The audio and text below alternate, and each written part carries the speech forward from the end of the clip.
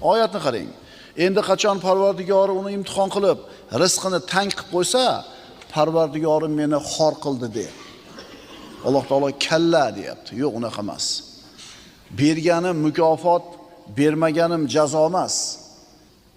Boy qilib qo'yganim, ikrom ko'rsatganim, kambag'al qilib qo'yganim jazolaganim emas.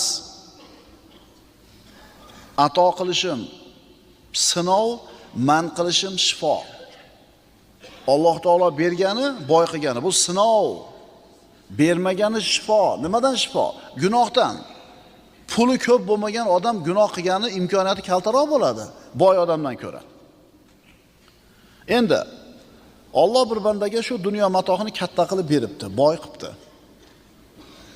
Alloh senga ato qilgan bir narsani Allohning toatiga sarflayotgan bo'lsang, u ne'mat deyiladi.